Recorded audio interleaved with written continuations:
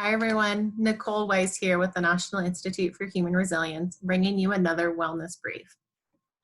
Today I wanted to focus on the topic of resilience. It's certainly been the buzzword of 2020 and is also something to be freshly focused on as we enter into 2021. So what is resilience? Starting at the beginning. Being resilient doesn't mean that we're never stressed or that stress or trauma never affects us. It'd be great, but not realistic. Rather, resilience is the ability to return to a pre-trauma or pre-stress state. Basically, it's our ability to return to how we were feeling before the stress or trauma impacted us, as well as the ability to learn from that experience. Research has shown us that individuals high on resilience can essentially bounce back from a hardship, setback, or an obstacle. We also know that the more this rebound occurs, the more resilient these individuals become to future stress and hardships.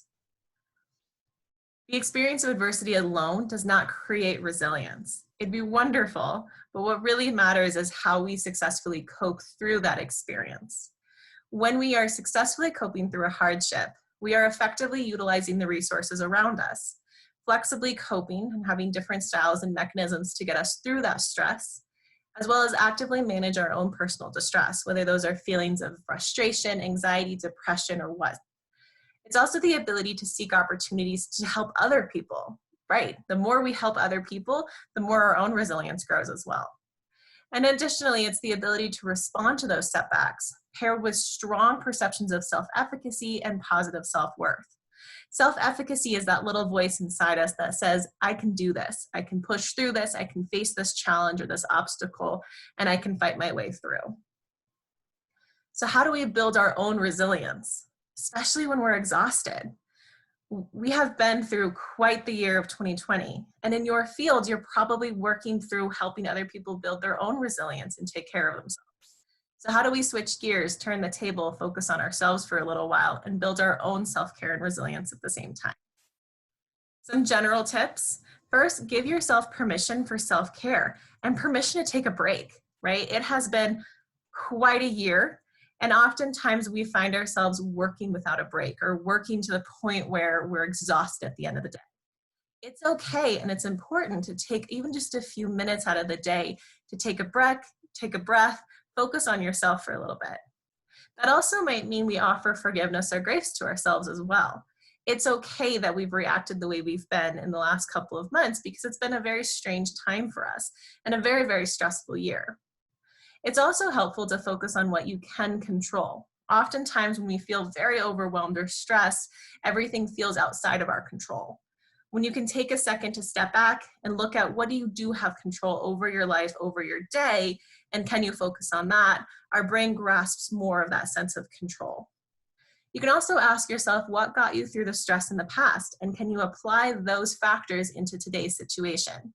For instance, if you've been through a stressful experience in the past, and we all have in some way, right? Think about what got you through it. Was it connecting with family? Was it prioritizing exercise or sticking to a really strict routine? Can you apply those factors into today's stress and see if that helps as well? It can also be helpful to choose just one thing to focus on each day. Self-care can be a pretty big, ambiguous word, and it can mean several different factors. But if we focus on just one thing, we can give our attention and energy to that each day. So for instance, that might be what you eat that day, or how often you're getting up and moving your body. It can also be helpful to keep a routine and schedule whenever possible and keep boundaries. Boundaries are okay. It's okay if you cannot work the weekend. It's okay if you shut off your phone at 5 p.m., as long as those are the boundaries you're comfortable with. And keep those boundaries to yourself when you're going through your week. Practice mindfulness, which can simply be focusing on the present moment and taking in information as it comes without judgment. Find or remember your purpose. We are all in this field because we have a purpose of wanting to help other people. We can kind of get bound down by that and kind of exhausted. So remember what your purpose is. And maybe it needs to shift for a little while. Maybe find a new purpose or something else that brings you passion or joy right now. Speaking of joy, ask yourself that question too. What's bringing you joy at the end of the day? I love this question because we don't often ask this of ourselves. But what's making you smile? What's bringing you through each day with a little bit of joy? Also important to keep things in perspective. Again, it's been quite a year. Forgive yourself. Think about how you can manage your day given the stress that's going on right now. And finally, lead by example. We want to build resilience in other people, or else we wouldn't be in this field. But it's important that we also focus on ourselves in order to lead that by that resilient example. Thanks for joining me today with another wellness brief. Be well today, and I'll see you next time.